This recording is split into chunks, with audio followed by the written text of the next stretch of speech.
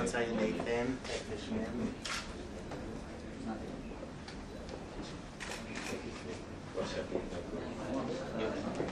I think the future of Jakarta is the future of the urban world. So you're taking a very difficult city, you want to change it. So I've been to big cities in, all through Asia, China, Latin America, and they all need to do what you want to do. And I think following you and seeing your successes, your means, everything would be a very interesting international story. Yes, from the good system, I can have more budget. From big budget, I can deliver to my people with good program like for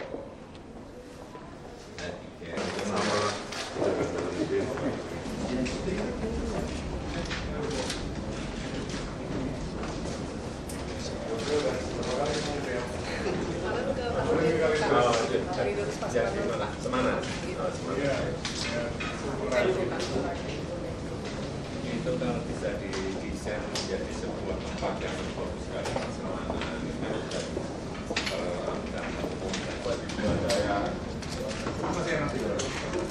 kalau sudah dari situ Pak saya seminggu nggak makan tempe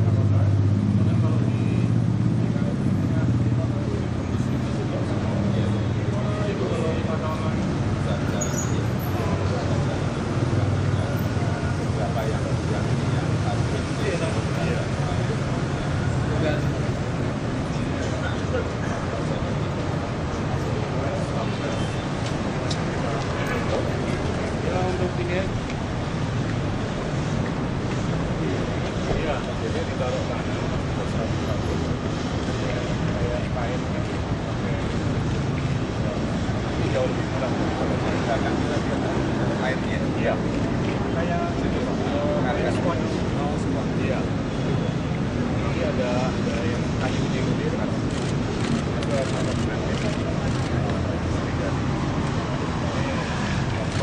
kalau foto kayak Singapura itu dia iya. Tapi sih nama ini yang betul aja.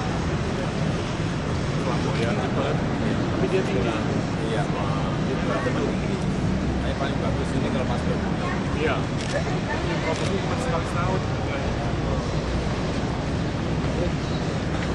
Bukan saya hobinya tanaman. Sama ya? Hobi kejar kan?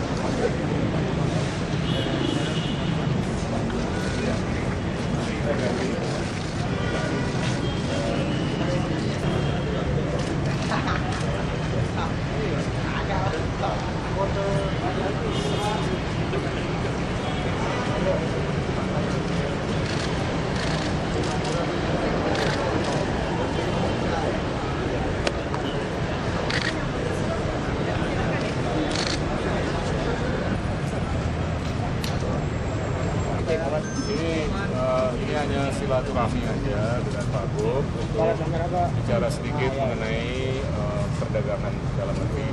Tentunya konteksnya terkait dengan perlindungan konsumen.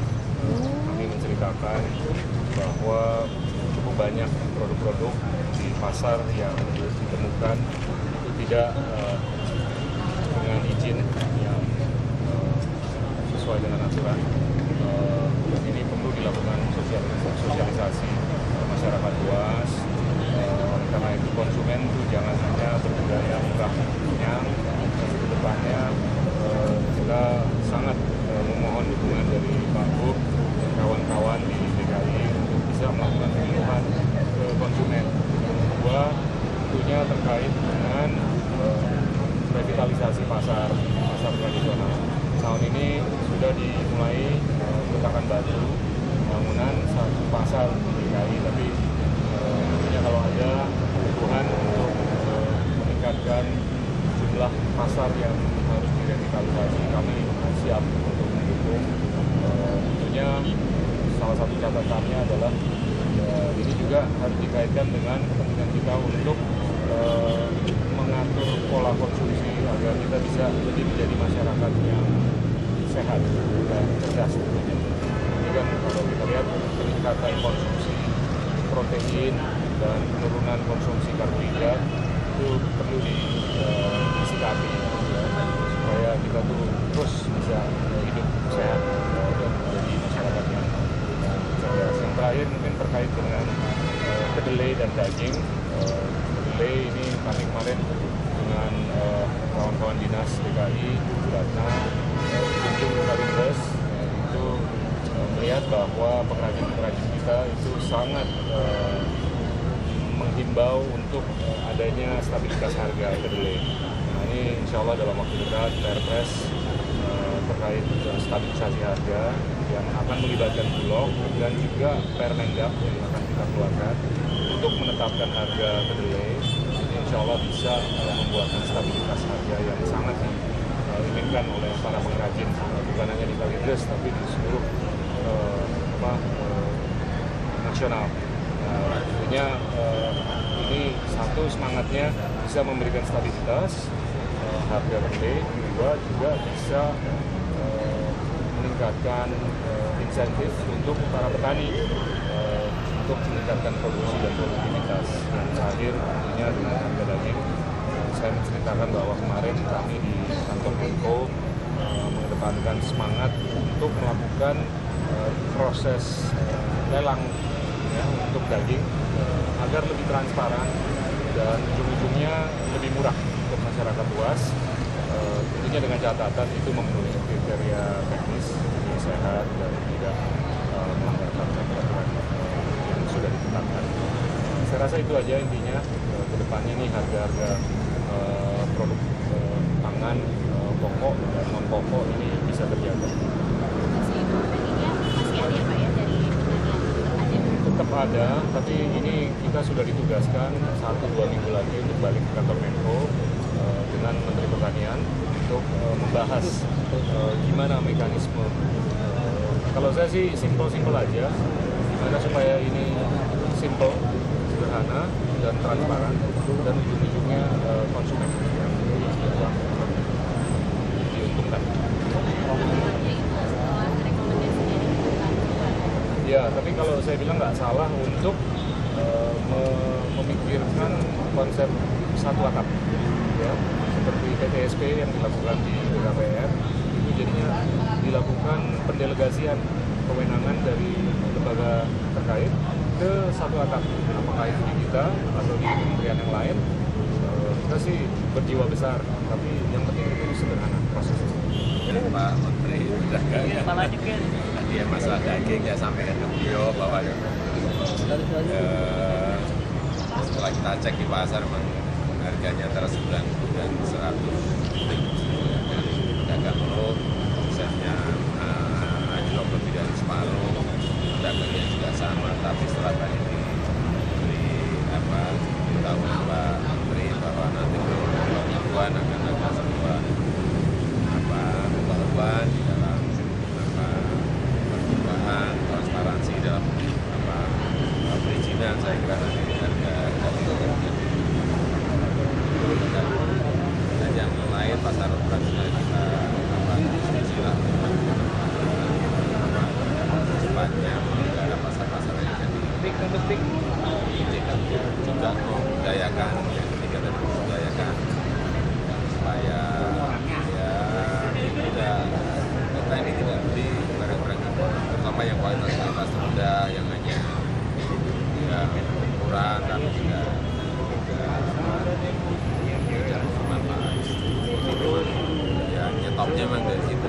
Weekend turunan. Yang kuat-kuat. Nah, ini kan Pemprov DKI kan sempat punya program untuk revitalisasi pasar tradisional yang memodernkan kayak gitu. Itu ada kerjasama dengan kementerian. Iya ya, ada yang ini kita coba satu pasar dulu Di mana Pak?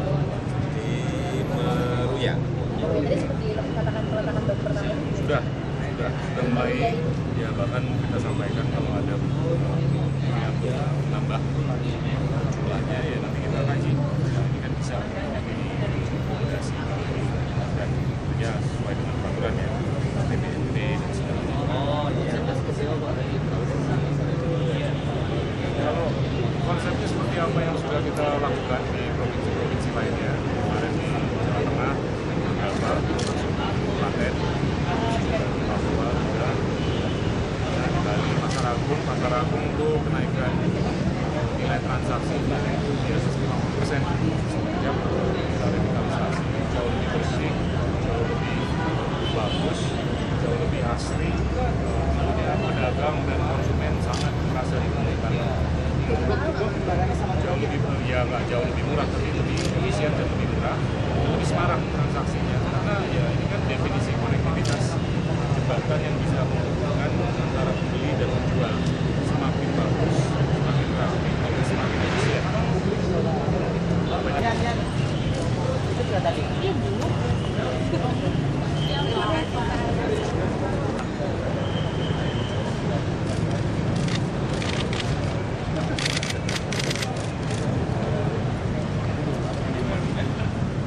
Hehehe